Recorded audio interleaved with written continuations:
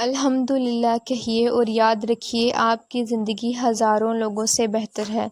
اللہ فرماتا ہے میرے بندے اگر آج تو میرے تھوڑے دیے پر راضی ہو گیا تو حشر کے دن میں تیرے تھوڑے اعمالوں پر راضی ہو جاؤں گا۔ میرا عظیم رب ہمیشہ آپ کا حامی و ناصر رہے۔ ایسے معاملات جن پر آپ کا اختیار نہیں اور جہاں آپ بے بس ہیں ان میں پروردگار رسد آپ کی مدد فرمائے اور کبھی تنہا نہ چھوڑے، آمین۔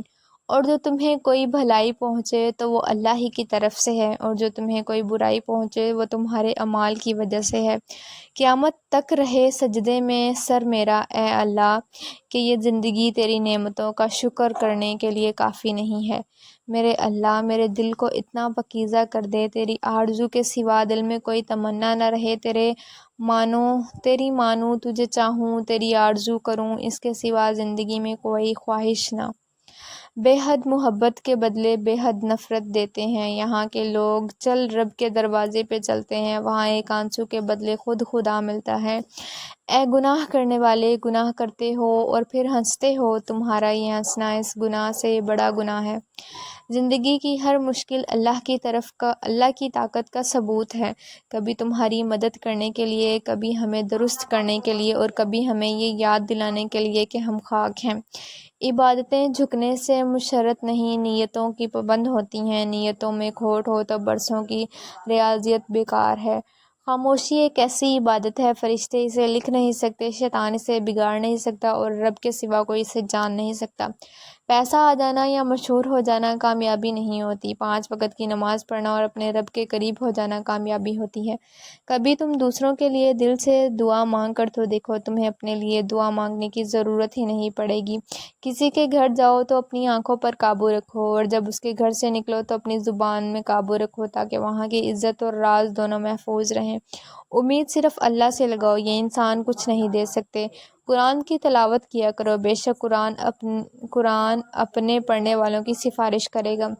اے ہمارے رب ہمارے قدموں کو اپنی رضا کی جانب موڑ دے، ہم سے راضی ہو جا، ہم پر کرم فرما، ہم پہ رحمت فرما، ہم پہ ہماری بخشش فرما، ہمارے گناہ معاف فرما، ہم کو آنے والی پریشانیوں اور آفات سے محفوظ فرما۔ یا اللہ ہم سب کے حق میں اس دعا کو قبول فرما، آمین یا رب العالمین۔ مدد صرف اور صرف اللہ سے مانگو، کامیاب ہو جاؤ گے دنیا میں اور آخرت میں۔ اپنے رب سے مانگو کیونکہ نہ وہ اوقات دیکھتا ہے نہ ذات۔ آج کل کے انسان گناہ کرنے سے نہیں بلکہ مرنے سے ڈرتے ہیں۔ نماز روح کی ٹھنڈک ہے، نماز پڑھنے سے دل کو تسلی ملتی ہے۔ جب تک ہم اللہ کے راستے پر ثابت قدمی سے چلتے رہیں گے تب تک کوئی بھی ہمیں جھکانے میں کامیاب نہیں ہو سکتا۔ اگر آپ کا رب آپ سے ناراض ہو اور استغفار سے بھی کام نہ بنے تو اس کی مخلوق کو خوش کرنے میں کوشش کرو۔ توبہ ایسا دروازہ ہے جو موت کی ہچکی تک کھلا رکھتا ہے۔ دعا ایک ایسا عمل ہے جو تقدیر کو مار دے تسلی دیتا ہے۔ ضمیر ایک ایسا ساتھی ہے جو ہمیشہ حق کی راہ دکھاتا ہے۔ ہم سب یہ چاہتے ہیں کہ ہماری موت ایمان پر ہو، کیونکہ یہ کیوں نہیں چاہتے کہ ہماری زندگی ایمان پر ہو۔ اللہ تعالیٰ کو پسند ہے وہ دل جس میں اس کی مخلوق کے لیے درد اور احساس ہو۔ خوف خدا ایک ایسا چراغ ہے جس میں نیکی اور بدی دونوں صاف نظر آتے ہیں۔ توبہ کے آنسو کا کمال یہ ہے کہ گرتا باہر ہے مگر اندر کی صفائی کر دیتا ہے۔ ہمیشہ اس انسان کی بہت عزت کیا کرو جو تمہیں ناپسند ہو، کیونکہ وہ ہو سکتا ہے تمہاری عزت کی وجہ سے اس کا کردار بدل جائے۔ نہیں مانگنا آتا تو صرف ہاتھ پھیلا دو، وہ بند لبوں کی بولیاں بھی سنتا ہے۔